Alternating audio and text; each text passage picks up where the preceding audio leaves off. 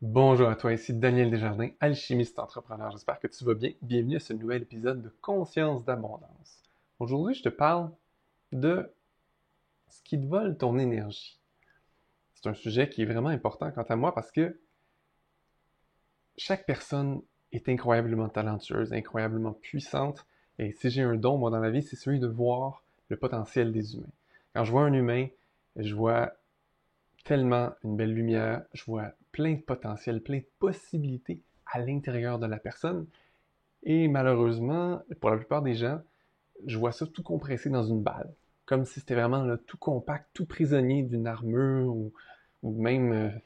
en fait, l'image qui me vient souvent, c'est comme si la personne était prise dans un costume de sumo. Je sais pas si tu as déjà vu les gros costumes de sumo, où est-ce que c'est énorme, t'es tout poigné dedans, tu peux pas vraiment bouger. C'est un peu le feeling. Je vois que les gens, ils se gardent prisonniers de plein de pensées, plein de croyances, plein d'autres choses. Puis c'est de ça dont je veux te parler aujourd'hui parce que les personnes qui se libèrent de ces choses-là, wow! C'est les personnes que tu peux observer qui réussissent dans la vie. Puis là, quand je dis réussissent, c'est pas juste au niveau financier, je parle des personnes vraiment heureuses, des personnes qui font ce qu'elles aiment dans la vie, des personnes qui changent le monde souvent juste par leurs actions. Puis on dirait qu'ils font même pas exprès, c'est juste, ils sont comme ça, c'est dans leur nature. Tu peux observer des gens comme ça, comme Elon Musk, euh, il y a plein d'autres gens comme ça, parce que tu peux les voir aller, tu te dis, wow, Steve Jobs, c'était une personne comme ça qui était vraiment à fond. Puis, on peut les aimer ou ne pas les aimer. Ils sont pas nécessairement les gens les plus doux, les plus...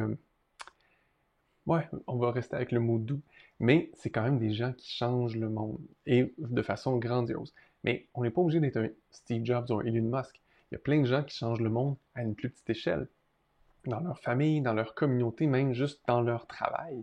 C'est des gens qui bougent les choses, font avancer les choses, et ils ont une belle énergie, ces gens-là. On dirait qu'ils sont jamais vraiment fatigués, sont pleins d'entrain, ils sont jamais vraiment malades.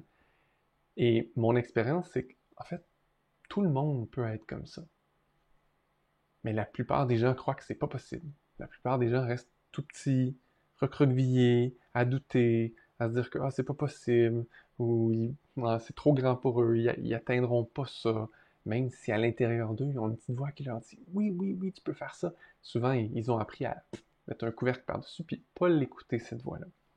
Alors, aujourd'hui, j'aimerais ça te parler de différentes sources de, de trucs qui te ralentissent, qui te font perdre ton énergie, qui te font perdre ton momentum, pour que tu puisses apprendre à les identifier, pour que tu puisses t'en libérer toi-même, ou en tout cas avec de l'aide si tu n'as pas encore appris comment faire, parce que, ça fait toute une différence. Tu sais, imagine si tu pouvais puiser dans l'espèce d'usine nucléaire qui est à l'intérieur de toi, puis avoir toute cette énergie-là qui est disponible pour toi pour te permettre d'agir, te donner le goût d'agir, te donne la force d'avancer, puis malgré les doutes, malgré les défis, les petites montagnes que tu peux avoir à grimper, tu as quand même l'énergie pour avancer, puis réaliser ce que ta petite voix à l'intérieur de toi te suggère, t'invite à faire, à vivre. La première chose que j'ai remarqué, c'est beaucoup de gens qui acceptent beaucoup trop de commentaires négatifs de gens de leur entourage. Puis là, quand je dis ton entourage, ça peut être patron, collègue, mais ça peut être aussi ami, même partenaire de vie ou de la famille en général.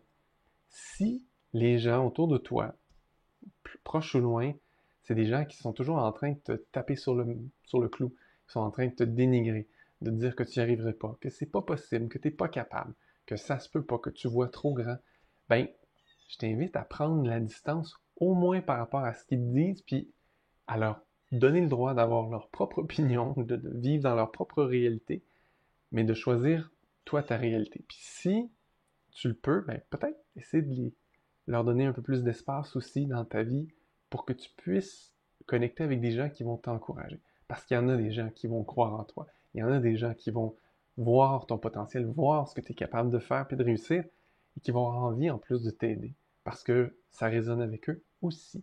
Donc, si tu es capable d'observer que des gens négatifs te ralentissent, t'empêchent de vraiment réussir, à l'inverse, des gens qui t'accompagnent, qui te célèbrent dans tes petites victoires ou qui sont juste positifs avec toi, ça fait tellement de différence dans ta vie. Alors, je t'invite à essayer de t'entourer de gens plus positifs, plus hop la vie, qui croient un peu plus dans tes choses, ou au moins qui te donnent l'espace pour que tu puisses croire en toi puis avancer. Puis là, petite nuance là-dessus, on cherche pas des lèche-bottes.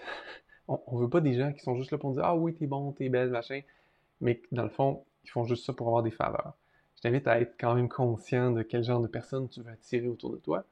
L'idée, c'est d'avoir des gens qui croient en toi, qui vont juste être positifs avec toi, te donner l'espace dont tu as besoin pour exister. Je pense que c'est Steve Jobs qui disait qu'une idée, c'est quelque chose de super fragile. Et il faisait attention de ne pas parler d'une idée à trop de gens tout de suite, trop vite, parce que tant que l'idée, elle n'est pas assez mûre, qu'elle n'a pas assez mûri, qu'elle n'a pas pris assez de place en toi, ben juste un petit souffle, puis elle peut s'éteindre. Alors on veut pas ça.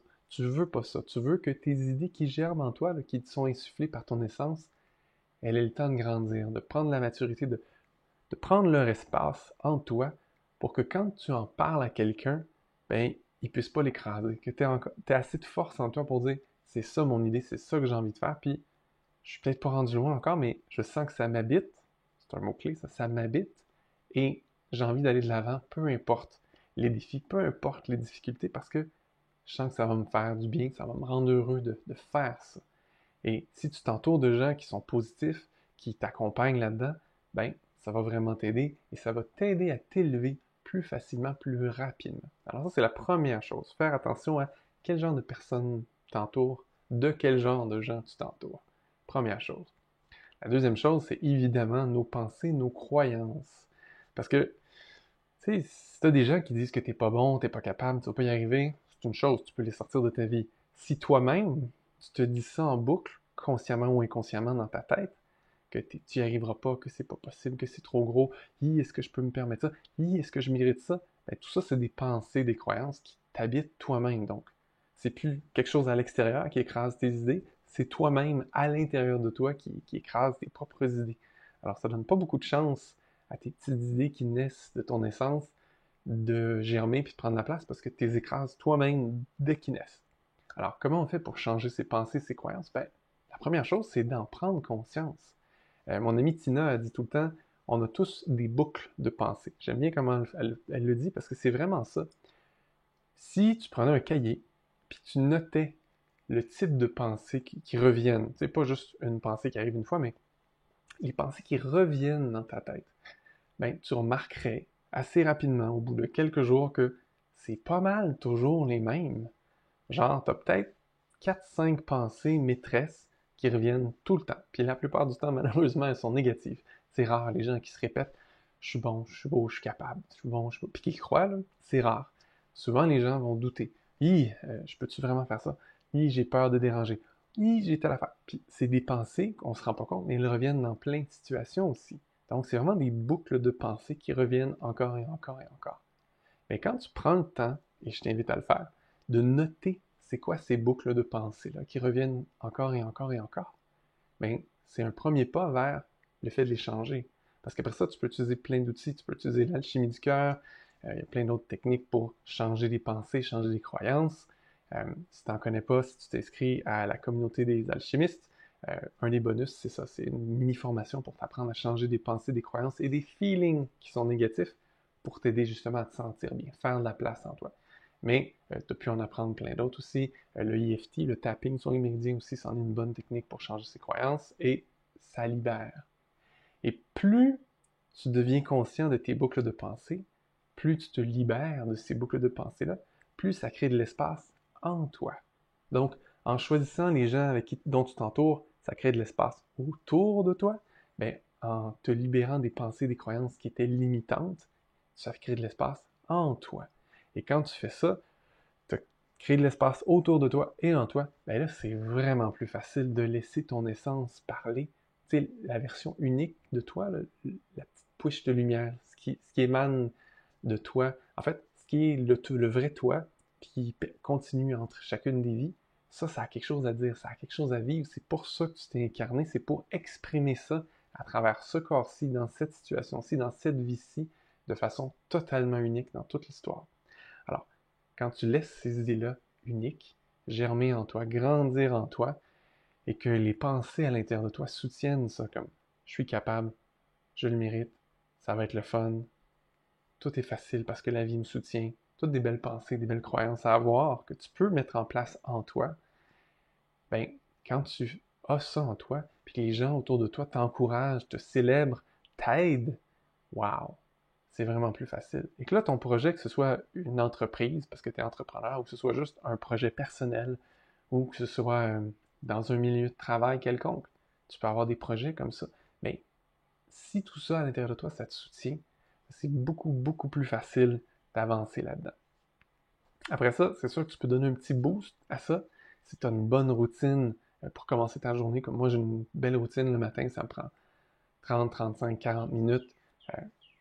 Je me mets dans l'énergie de mes projets, je me mets dans l'énergie de ce que je veux accomplir, réussir, et ça t'aide encore plus à avancer. Mais ça, c'est déjà plus avancé. Déjà, là, si tu commences à faire le ménage de les gens qui t'entourent, puis les pensées et les croyances qui sont à l'intérieur de toi, tu croiras pas à quel point ta vie est plus facile et réaliser tes rêves devient déjà beaucoup plus facile. La troisième chose dont je veux te parler, c'est un sujet un peu ésotérique. Tu peux y croire, tu peux pas y croire.